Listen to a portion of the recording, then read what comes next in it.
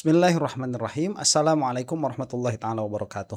Alhamdulillahirabbil alamin wa sallallahu ala sayyidina Muhammadin wa ala alihi washabihi wasallam. Amma ba'du. Hari ini kan sidangnya Dr. Tifa ya, untuk yang pertama kali, yang perdana. Ini sidang aslinya. Kalau Mas Roy Suryo kan kemarin pra peradilan ya. Dan semalam tepat sebelum pengadilannya Dr. Tifa, Khozinuddin, aduh, ini ngapain sih Khozinuddin itu? Beberapa orang ya banyak menginginkan saya untuk mereaksi hal itu. Beberapa orang juga mengatakan lebih baik saya tidak mereaksi hal itu karena ada kemungkinan ekses malah memperuncing permasalahan. Tapi yang namanya manusia ya, setiap manusia punya keinginan. Saya tidak bisa memenuhi semua keinginan itu, dan dalam minggu yang hektik ini, hektik bukan heptik. Iya maaf, saya tuh ingatnya sama konsol PS5 itu kan ada kontrolernya, haptic feedback itu ketuker, maaf ya. Tapi alhamdulillah dari sekian lama ngomong yang yang dikritik salahnya hanya itu, alhamdulillah. Terima kasih banyak. Ya, meskipun saya bisa ngeles sebetulnya. Cuman ngapain ngeles, udah jelas salah ya. Jadi di minggu yang hektik itu, hektik ya. Ini banyak sekali yang bisa kita ambil, dan saya mendapatkan kesimpulan yang banyak sekali, dan saya mulai melihat permasalahan ini secara utuh.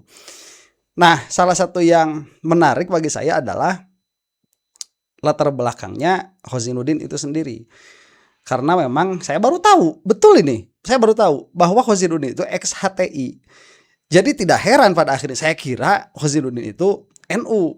Lah ternyata ex-HTI. Jadi tidak heran saya itu sering mendengar yang bersangkutan ini ngomongnya keras sekali. Kemudian di Jumatan itu ya, bawa-bawa khalifah, kemudian penegakan syariat Islam dan lain sebagainya. Nah, saya di lain pihak bukan HTI. Ya, banyak orang yang mengatakan, "Oh, ini antek HTI." Bukan, saya bukan HTI. Banyak juga yang mengira saya FPI. Bukan, saya bukan FPI ya. Banyak juga yang mengira saya NU. Keilmuan doang. Hanya saja dari semua permasalahan ini saya jadi tahu betul memang kita ini sebetulnya yang mengumpulkan kita di sini adalah the common enemy ya. Public enemy number one, si Joko Widodo. Berkumpullah di situ banyak sekali kepentingan. Nah, bagi saya yang tidak berpolitik sama sekali ya. Jadi yang saya lakukan ini adalah memakai ruang publik untuk Indonesia yang lebih baik. Itu setidaknya dimulai dari 0 subscribers. Sekarang sudah 130.000 lebih. Alhamdulillah, terima kasih dukungannya untuk Anda semua. Berarti kan suara didengarkan tuh, dan suara Anda juga banyak yang terwakili. Makanya kalau misalkan di akhirnya menyebutkan akan ada efek segala macam, saya tidak terlalu memperhatikan hal itu, karena yang saya inginkan adalah memakai ruang publik ini sendiri. Nah, saya tidak suka terus terang saja dengan gesturnya Khozinuddin yang seperti ini. Ya, dia bawa-bawa nama orang lain, sedangkan orang lain yang dia bawa pun belum pernah berbicara hal yang sama di depan media. Ya, bawa-bawa nama siapa saja itu banyak lah ya. Banyak. Sebentar ini. Siapa saja ini yang dibawa-bawa namanya itu?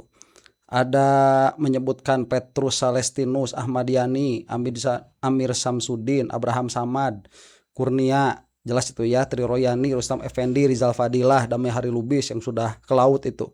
Padahal yang bersangkutan ini tidak pernah berbicara sefrontal ini di hadapan media, apalagi satu malam sebelum Dr. Tifa di sidang. Nah, saya ingin memberikan gambaran dulu ya, mungkin ini agak lama sedikit nih. Untuk yang tidak sabar mendengarkan saya, silahkan langsung skip saja ke bagian depan ya.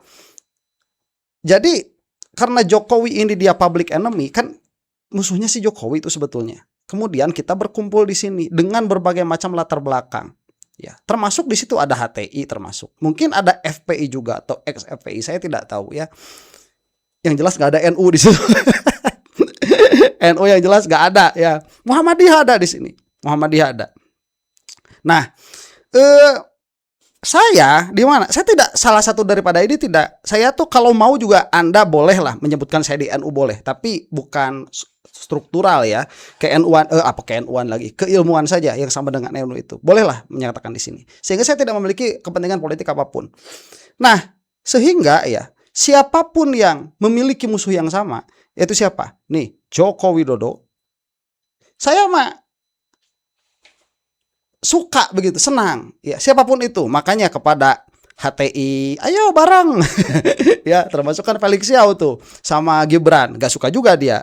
Sama FPI ayo, sama Muhammadiyah, mana ada saya mengkritik Muhammadiyah dalam hal sikap Muhammadiyah terhadap Jokowi, karena memang musuhnya ini ya, musuhnya Jokowi.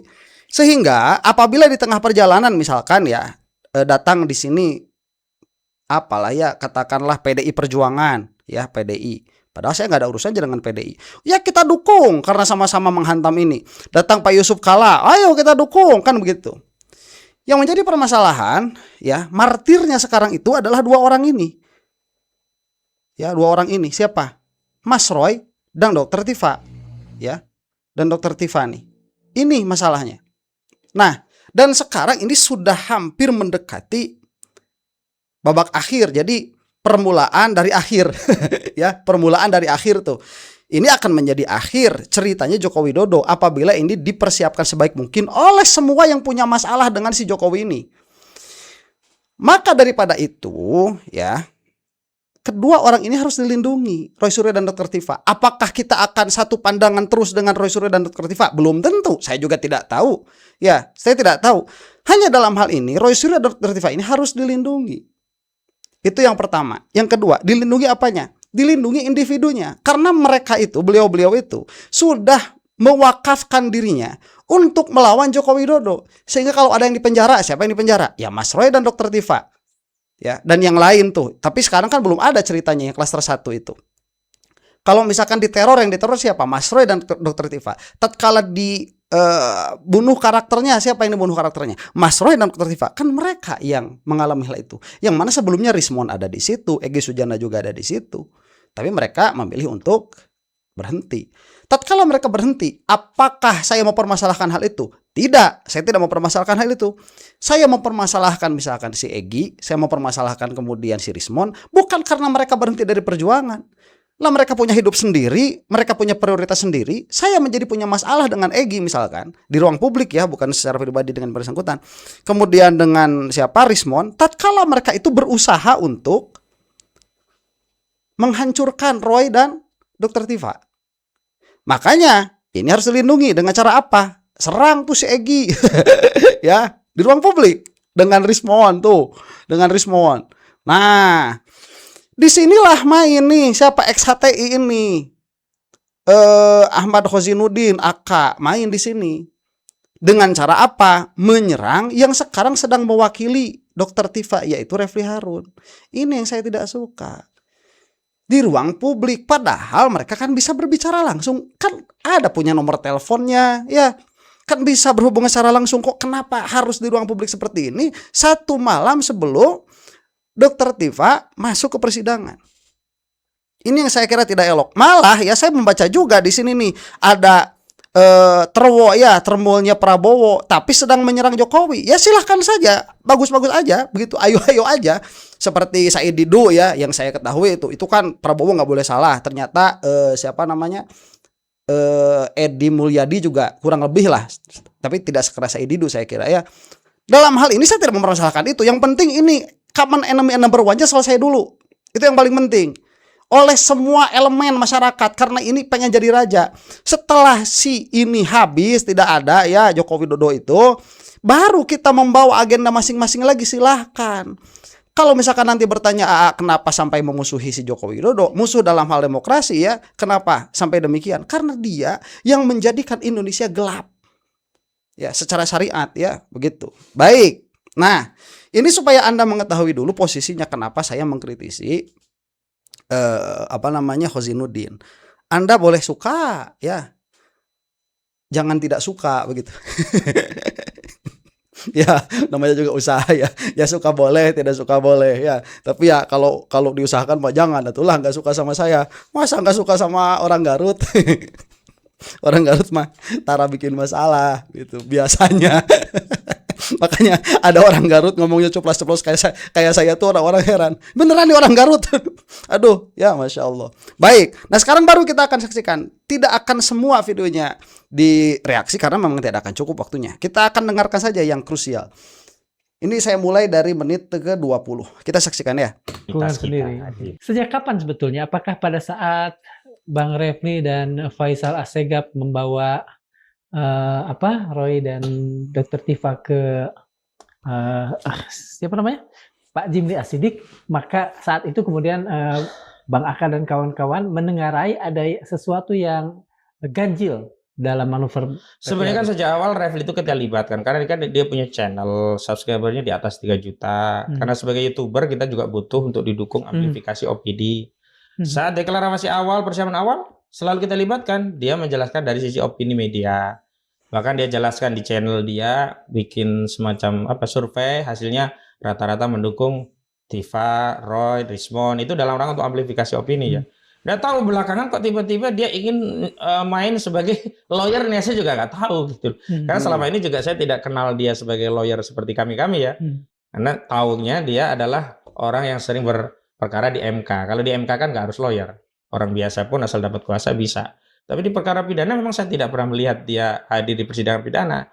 Saya juga tahu motif di balik ini juga semuanya apa.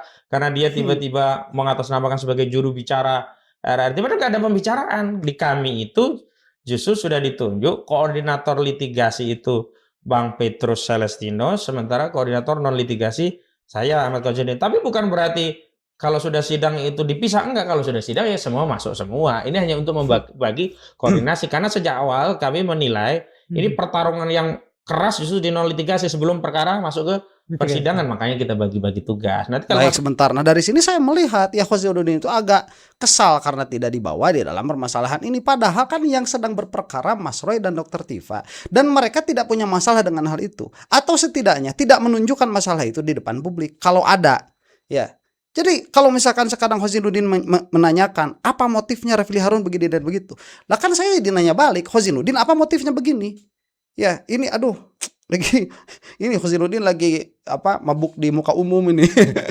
Aduh kenapa ini Khozin masuk persidangan koordinatornya ada Bang Petrus Celestino. Meskipun non litigasi Bang Petrus juga bicara kan di media di berbagai apa mau dihargai orang ini. Beliau juga menyampaikan begitu. Bang kalau begitu nanti siapa yang menjadi katakan saja lawyernya Roy Suryo di persidangan? Sebenarnya kan kalau misalnya teman-teman melepaskan diri. Kan sebenarnya kuasa ini kan semua ada ya. Sebenarnya kan saya punya pengalaman itu di kasus Charlie Chandra. Itu kuasanya itu ada dari LBHP Muhammadiyah, ada Gora and Partner. Nggak apa-apa. Jadi masing-masing kuasa didaftarin. Seperti kami kan udah ada kuasa. Atau Bang Gofur barangkali nanti. Bisa saja kalau dia lewat Refli ya atau KAM. Cuman kan kita belum ngambil keputusan nantinya bagaimana kan. Yang jelas sebenarnya semua itu boleh asal ada koordinasi, etikanya bicara. Apalagi ada orang yang mengurusi ini. Jangan gerasa-gerusu karena lebih jauh lagi. Sebentar, dari sini saya punya kesimpulan dulu ya. Ini dari omongannya Khozidudin ya. Saya tidak menebak-nebak hatinya nih. Ya kan ada etika, dia merasa dilangkahi. Itu yang saya rasakan. Itu yang saya dapat kesimpulannya ya. Yang seperti ini Khozin, jangan diomongin di depan publik. Nih, saat ini saya tidak melihat membela Roy loh. Ini sedang membela perkara publik. Sehingga setiap langkah kita itu harus dipahami publik, make sense gitu. Misalnya, kenapa sejak awal kami nggak pra-peradilan? Ya memang tidak sejalan dengan, ya publik juga melihat itu buang-buang waktu, sia-sia. Publik juga melihat bahwa mereka juga sudah nggak sabar ingin melihat Jokowi diadili di pokok perkara. Dan kalau itu terkait status tersangka, nanti pra-peradilan karena kebanyakan kalah itu akan melegitimasi seolah status tersangka itu benar dengan ditolaknya pra-peradilan. Maka sejak awal kan kita nggak ngambil itu. Nah makanya sampai di ujung di pra-peradilan Refli membentuk tim terus pra-peradilan, kami nggak tahu apa tujuannya gitu. Sebentar Ya, begini. sebentar ya, tuh kalau nggak tahu kan tanyain Mas Roy, itu yang pertama. Kemudian kalau kamu mengatakan saya sedang membela kepentingan publik, iya, tapi martirnya Roy Suryo dengan Dr. Tifa. Jadi betul apa yang dikatakan oleh Egy Sujana ya, meskipun Egy Sujana sudah di seberang sana. Khozirudin ini keterlaluan. Dia itu ayo di penjara, kami siap di penjara. Yang di penjaranya Roy sama Dr. Tifa saat itu, yang di penjaranya Egy Sujana. Kalau dia itu sampai di penjara begitu. Jadi mainnya nggak cantik Khozirudin ini. Ya, buat saya mah bagus kalau memang benar Khozirudin itu HTI. Jadi biar kelihatan dulu nanti kan ke depan. Karena saya punya optimisme ya. Ini Jokowi jatuh nih gara-gara permasalahan ini. Itu optimisme saya. Kalau sudah jatuh kan nanti akan terpolarisasi lagi. Karena tadinya punya musuh yang sama, itu Jokowi, pada akhirnya nanti akan berpisah lagi. Akan membawa kepentingan yang sama. Kan begitu. Kalau kepentingan saya mah menegakkan demokrasi dulu, itu dulu. Kalau sudah tegak demokrasi nanti syariat Islam masuk, itu keinginan saya. Jadi saya mah mendukung syariat Islam, tapi bukan syariat Islamnya HTI, bukan saya mah. Ya, syariat Islam asas demokrasi. Itu mirip dengan yang digaungkan sama Habib Rizik, mirip. Ya, cuman entah saya belum ngobrol sama Habib Rizik. belum ngobrol. Jangan tuduh saya HTI, FPI. Bukan, saya bukan FPI. Bukan. Oke, ya. Nah, jadi publik sudah nggak sabar. Ya nggak sabarnya publik.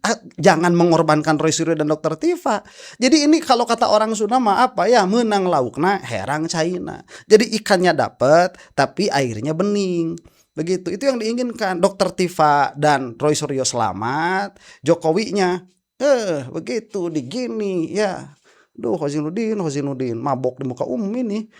Kalau tadi kita membicarakan, maaf ya agak pribadi, Bang Refli Harun, bisakah kita kemudian, atau Mas pernah berpikir, tidakkah keluarnya Bang Gafur karena dia merasa tidak diberi posisi yang cukup layak, peran yang cukup signifikan di tim ini? Oh, sangat signifikan loh. Bahkan Kompas itu pertama kali saya mengenalkan Abdul Ghafur itu ke Kompas saya. Waktu itu ada Kompas Petang, Pak Roy nggak bisa, saya nggak bisa. Tolong ya Abdul Ghafur datang, dia saya arahkan ke studio Orange Kompas. Tapi belakangan karena Roy Suryo bisa hadir, dia nggak jadi. Tapi kan akhirnya kenal. Dan di beberapa forum saya rekomendasikan, misalkan di ILC ya, Mbak Titi yang sering komunikasi. Mas, siapa lagi yang bisa, Mas? Oh, ini Abdul Ghafur cocok. Bagus nggak, Mas? Oh, bagus, insya Allah Mbak Titi. Itu kan penghubungnya ya, cashbookernya ILC.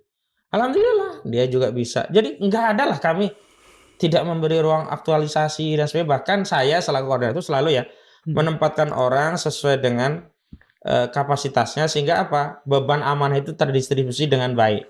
Bagi kalau kita pas kompres itu selalu kita kasih waktu. Udah nggak bisa ngatur nih Khozirudin ini. Kalau ada yang nggak relevan, misalnya dulu waktu kita kompres di Polda ada relawan dari Solo mau ikut kompres, saya bilang jangan, karena ini kan agennya kompresnya lawyer. Kalau lawyer iya. Nanti kalau relawan ya bisa di agenda lain lah, misalkan di agenda dukungan publik, demo dan sebagainya. Tapi kalau lawyer selalu beri ruang aktualisasi. Jadi kalau motifnya karena tidak diberi ruang aktualisasi nggak tepat juga, nggak tepat. Abang dan kawan-kawan itu kan berkeras bahwa peradilan tidak perlu.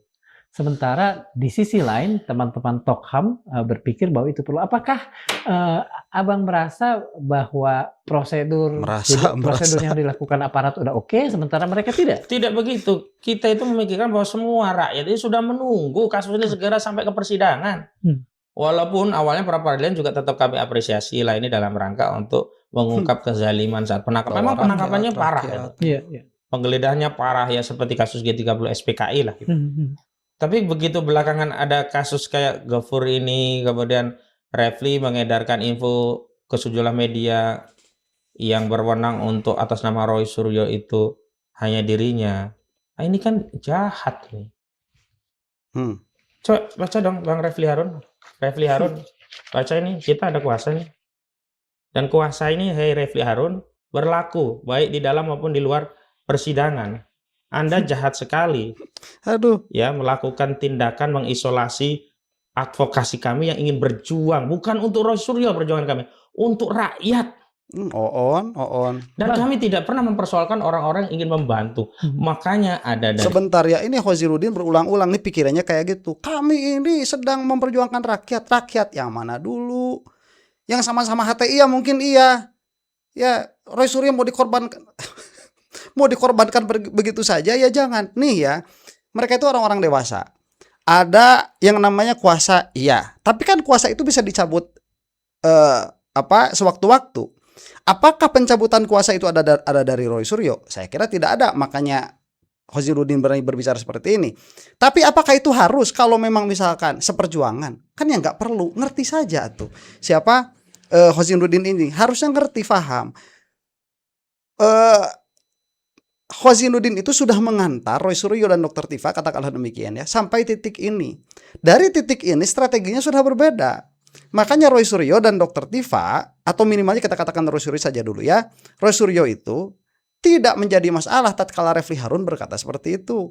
Ini kan kalaupun ada yang bermasalah nanti harusnya Roy Suryo yang mengatakan, maaf Bang Refli Harun salah tatkala berbicara bahwa yang bersangkutan inilah yang bisa mewakili saya di hadapan publik atau di persidangan. Itu tidak benar karena saya bisa diwakili dengan anu.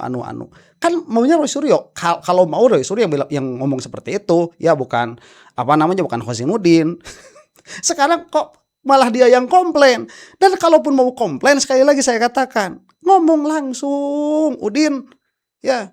Wow, AA ini bikin keruh, bukan, supaya ini jelas posisinya. Karena suatu waktu kalau dengan Khozinuddin seperti ini, kalaupun misalkan Jokowi itu sudah habis, saya bakal berseberangan juga sama Khozinuddin.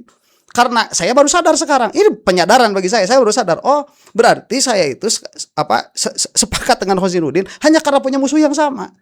Ya, basicnya sudah berbeda. Ini mah khilafah. Makanya ngomongnya keras seperti itu dan tidak mempedulikan Roy Suryo itu well-being-nya bagaimana. Dr. Tifa itu well-being-nya bagaimana. Makanya jangan disalahkan kalau Roy Suryo dan Dr. Tifa sudah tidak nyaman dengan Khozinuddin karena sekarang strateginya harus sudah mulai berbeda begitu. Entah Dr. Tifa ya, karena Dr. Tifa juga tidak berbicara. Yang jelas nanti akan kita bahas ya setelah ini, mungkin insya Allah setelah video ini, bahwa Dr. Tifa dan Mas Roy mesra-mesra saja begitu, tidak ada permasalahan.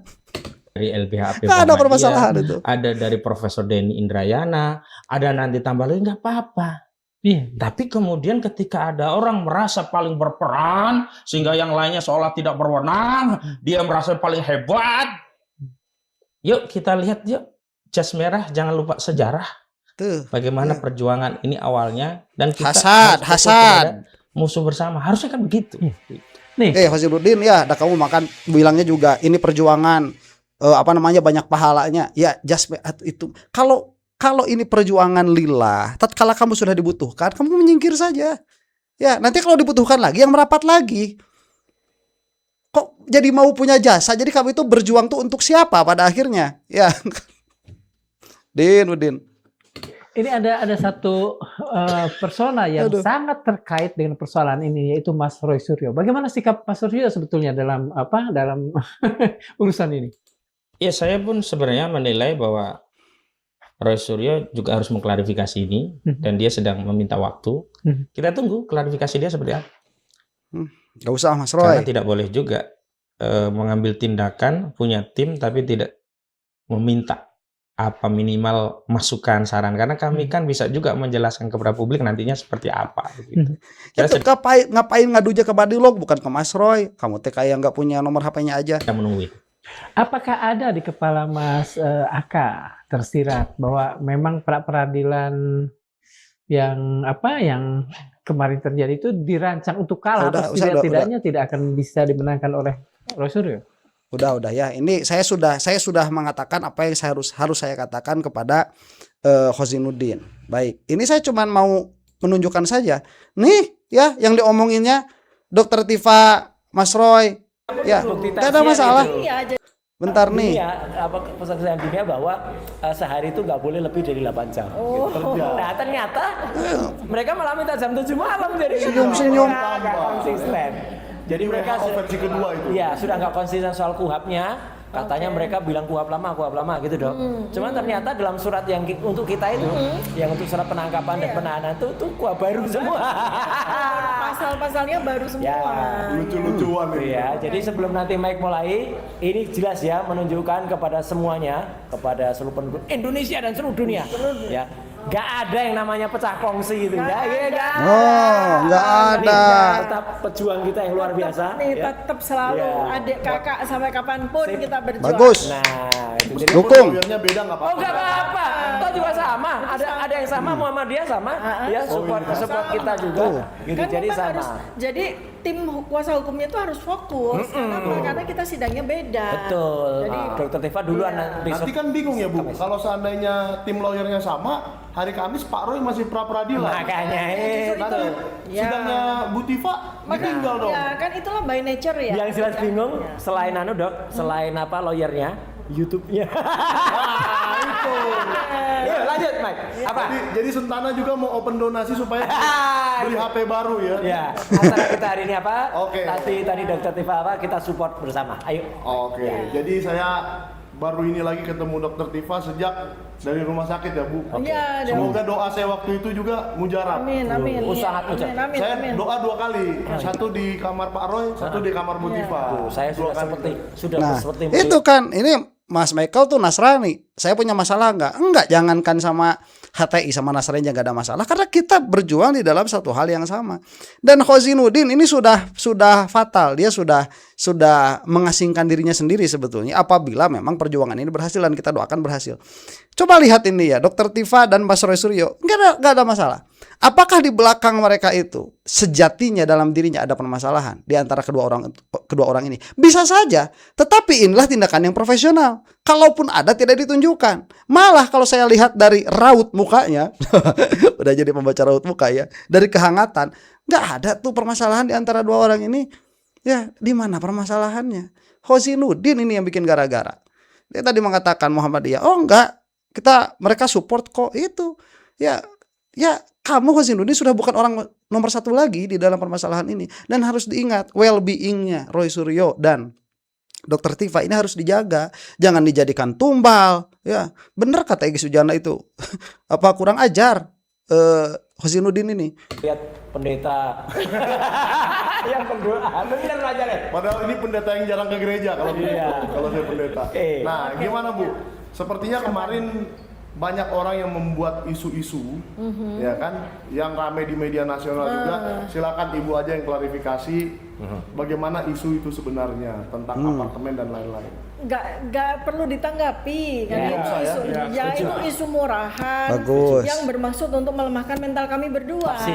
Jadi kan waktu tanggal 19 Juni 2026 di mana kita tahu Mas Roy mengalami perlakuan semacam G30 SPKI ya. Nah, ternyata giliran saya benar-benar di tanggal 29 Juni 2026 di mana tiba-tiba kediaman saya digeruduk. Padahal itu nggak boleh restrik, kok mereka bisa naik sampai ke lantai 26. Ya. Padahal nggak bisa seperti itu kan. Jadi inilah cara-cara mereka untuk merepresi mental kami yang sangat jahat. Dan itu nggak perlu ditanggapi karena itu hoax, disinformasi, nggak benar, murahan, recehan. Jadi nggak usah ditanggapi. Satu lagi yang nggak boleh tanggapi, Bagus. itu aja sudah sangat recehan. Yang sangat recehan itu si Oiwobo itu yang malah nganterkan bekas ya, bekal itu bekas ya, bukan mantan. Bekas sopir saya dan dia sudah bikin pengakuan sendiri di video sebelumnya kalau dia senengannya hobinya buka kulkas kemudian nyuri telur. Masih ada videomu itu ya gitu. Kalau yang bagusan dikit, Makanya daging kek, kalau dia ayam ngeralat, kek. kalau dia ngeralat, ya udah kita kan hanya ngulangi aja dan itu meskipun mungkin itu sudah dihilangkan, saya masih punya rekamannya. Lapor, bikin LP.